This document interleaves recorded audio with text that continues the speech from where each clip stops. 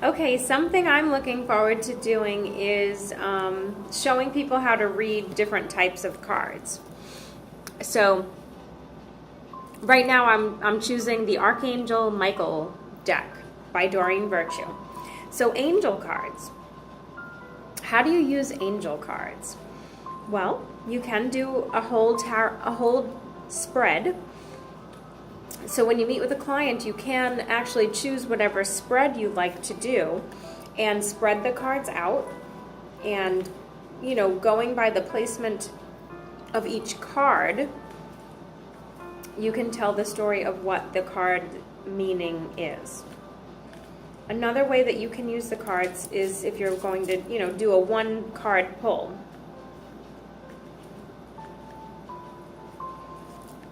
So say this was the card. Lean on God and the angels for support. Now, there's a book that's going to accompany every angel card deck.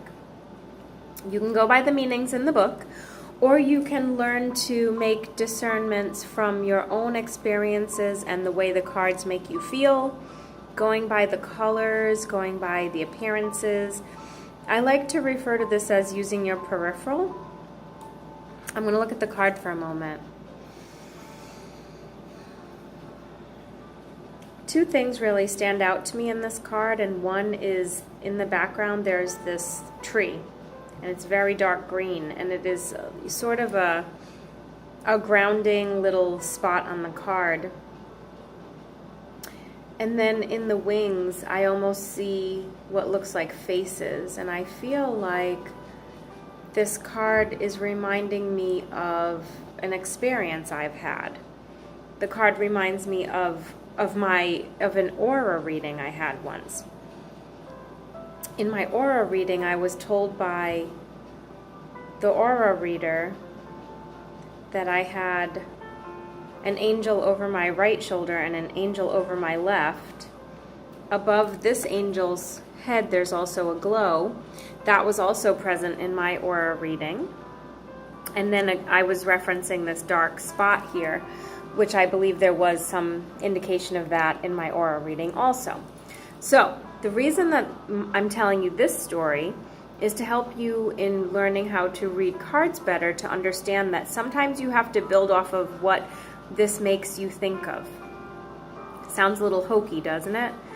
But sometimes the reason that we're getting that memory, that flashback, that instant remembrance of something is because whoever pulled this card is in the same place we were then, or has a similar experience to us. So we want to discern if that's the message that needs to come through. And there's only one way to know, and that's to ask.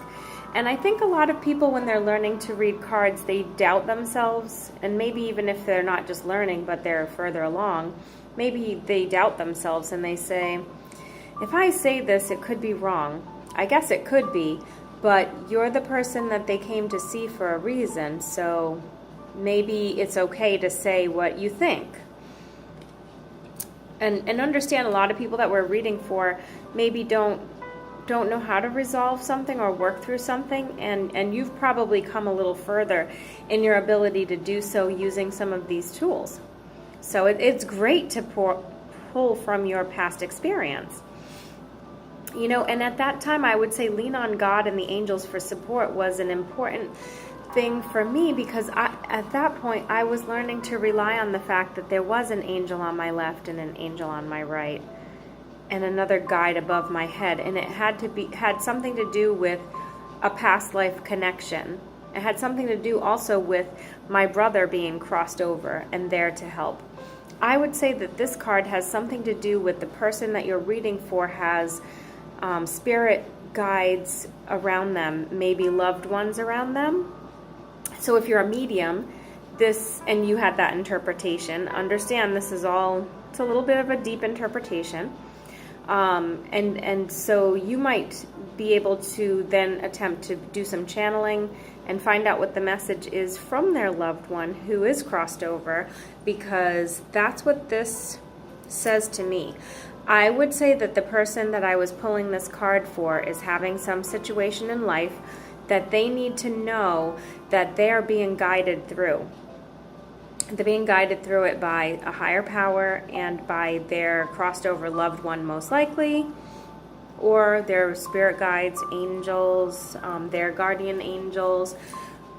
They may believe in God, so it might just be that not to worry because everything is happening the way their God wants it to. All right, so angel card readings can be a little bit tricky. So really, I've just given you one example using a one card pull.